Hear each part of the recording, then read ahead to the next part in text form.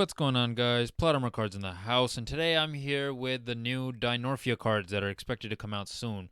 Now, I got like a quick debriefing off of Google on what they do, and I thought it was kind of interesting, so I thought we could take a look at the individual cards together and see if this archetype is worth anything or it's being hyped for no reason. So first of all, we have this card. It's called Dinorphia Diplos. It is a monster. It's a dark level 4 dinosaur with 1000 attack, 0 defense. And its effect is, if this card is normal special summon, you can send one Dinorphia card from your deck to the graveyard. Then if your life points are 2,000 or less, inflict 500 damage to your opponent. If this card is destroyed by battle or card effect, you can banish one trap card from your graveyard. Special summon one level 4 lower Dinorphia monster from your graveyard, except Dinorphia Diplos. You can use each effect of Dinorphia Diplos once per turn. Okay. So first thing I know is this deck is really based on you want your life points to be kind of low, and on top of that, this deck is revolving around trap cards. So that's one reason why I'm interested in this deck is because it's unique. It has something that most decks don't. So I'm assuming, because I haven't taken such a close look at these cards, but I'm assuming what you'd want to do with this effect is send a trap card straight to the graveyard. And then that trap card is probably going to have some sort of graveyard effect. And then after that, you can use its effect to special summon the monster afterwards. Up next, we have this card. It's called Dinorphia Theresia. I hope I'm pronouncing that correctly. It is a level 4 dinosaur effect dark monster with 1500 attack and 0 defense. So its effect is, if this card is normal or special summon, you can set one Dinorphia trap directly from your deck to your spell and trap zone. And then if your life points are 2000 or less, this card gains 500 attack. So one thing I'm seeing right off the bat is the traps, definitely. So there's going to be a lot of Dinorphia traps. I'm going to go through those a little bit after. But it says if your life points are 2,000 or less, that effect isn't that good. This card gains 500 attack. That's not even what I care about. So I'm assuming the fusion monsters or the extra deck monsters have better support if your life points are less. So next, its effect is, if this card is destroyed by battle or card effect, you can banish one trap from your graveyard, special summon the one level 4 lower Dinorphia monster from your graveyard, except Dinorphia Theresia. Okay, so it's the same effect as the other one, so regardless of which one of them goes, you can special summon the monster. Now, I wouldn't be surprised to see a trap card that happens to destroy them for some other effect. This archetype is already starting to disappoint me. Wow, that's crazy. So those were the only two non-extra deck monsters. So their effects were meh at best. They were good at dumping trap cards into the graveyard, I guess, but that's about it. And so let's go ahead and look at the trap cards. Maybe my mind will be changed. So Dinorphia Alert. I noticed it has both of the monsters on the card art. That's pretty decent. So its effect is pay half your life points, which usually is a terrible thing, but in this deck I guess is a great thing. Special summon up to 2 Dinorphia monsters from your graveyard, whose total level equals 8 or less, but for the rest of this turn, they cannot declare attacks. Also, you cannot special summon monsters except Dinorphia monsters. When your opponent activates a card or effect while your life points are 2,000 or less, you can banish this card from your graveyard. You take no damage from your opponent's card effects this turn. You can only activate one Dinorphia Alert per turn. So first thing I notice is, this is a guess, I haven't looked at the other trap cards yet, but I'm thinking all the trap cards are going to have something similar to the effects of pay half your life points. So let's say I start with 8,000. I just have to use 2 of these. So I'll go from 8,000 to 4,000. And then a different trap card will take me from 4,000 to 2,000. And right there is where I hit my minimal bar to activate all these effects. The problem is, if I don't draw something like Dinorphia Alert or I can't use Dinorphia Alert, I'm worried that this is going to happen. So up next, we have this trap card. It's called Dinorphia Brute. Its effect is pay half your life points, just like the others. Destroy both one Dinorphia monster you control and one card your opponent controls. The biggest problem I can see with this is there's only 2 Dinorphia monsters, and let's say you have 3 of each. Max, you're going to have 6 monsters that are Dinorphias, right? Okay, so next is, when your opponent activates a card or effect while your life points are 2,000 or less, you can banish this card from your graveyard. You take no damage from your opponent's card effects this turn. You can only activate one Dinorphia Brute per turn.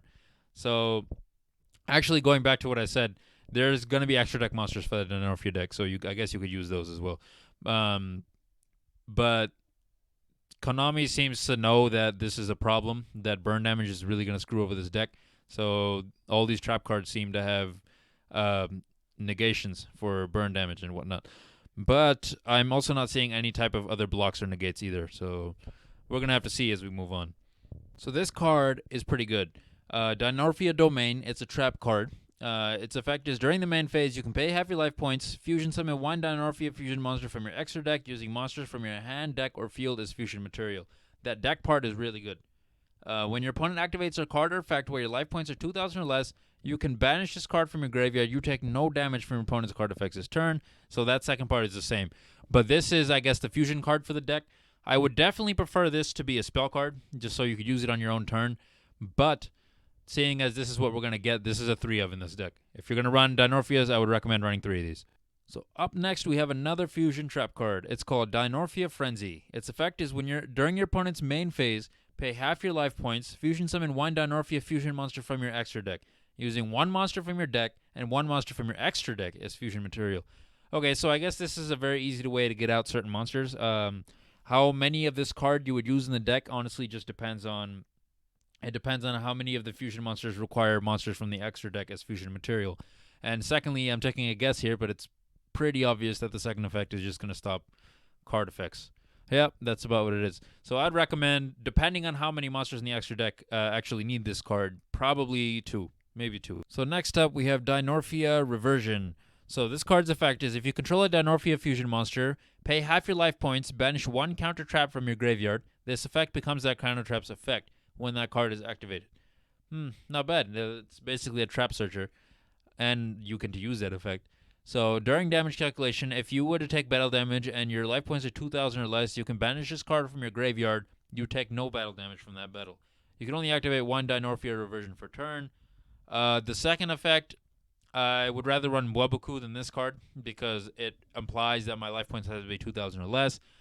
Most of the time in this deck, your life points are going to be 2,000 or less. Don't get that mistaken, but I would, just in case, just for that off chance, for that second effect, I would run Wabuku. For the first effect, obviously, this is a very good searcher. So next, we have this card. It's called Dinorphia Shell. Its effect is, at the start of your opponent's battle phase, you can pay half your life points to special summon one Dinorphia token. It is a dark dinosaur level 10 with 0 attack and 3,000 defense. And if you do, for the rest of this turn, while you control the special summon token, your opponent's monsters cannot target other monsters for attacks. Not bad. It's a way to get your opponent to attack, to avoid attacking your monsters that you want to keep alive. And its other effect is during damage calculation, if you were to take battle damage and your life points are 2,000 or less, you can banish this card from your graveyard and you take no battle damage from that battle. You can only activate one Dinorphia Shell per turn. So I could see the last trap card being used to search this one right out of the deck. Next is the last trap card in this deck, or in this archetype, and it's called Dinorphia Sonic. Its effect is when your opponent activates a spell or trap card while you control a Dinorphia monster, you can pay half your life points, negate the activation, and if you do, destroy that card. Then destroy one Dinorphia monster you control. During damage calculation, if you were to take battle damage and your life points are 2,000 or less, you can banish this card from your graveyard. You take no battle damage from that battle, and you can only activate one of this card per turn. No. Well, this is at least trying to offer some spell trap negation. You have to specifically control a Dinorphia monster. There's not enough monsters in this deck, whether it's regular deck or extra deck. There's going to be a chance where you don't control, a Dinorphia monster, and so I wouldn't recommend using this card. Next are the extra deck monsters. So firstly, we got Dinorphia Kentrogena. Hopefully I said that correctly. But it's a level 6 fusion monster. It takes 2 Dinorphia monsters with different names. Now, I don't know why they made it say different names, but just the fact that you only have 2 different monsters to choose from your main deck just makes this not that great. Secondly, it loses attack equal to your life points. I don't know why they would do that, but it's up to them, right? But I wouldn't run this card if I had the option. Next is you can only use each of the following effects once per turn. During the main phase, quick effect, you can pay half your life points, banish one Dinorphia normal trap from your graveyard. Why is it only normal traps? See, this would be a little bit better if they just said trap, so I can even do the counter traps if I wanted. This effect becomes a trap's effect when that card is activated. If this card is destroyed by battle or by card effect, you can special summon one level 4 or lower Dinorphia monster from your graveyard.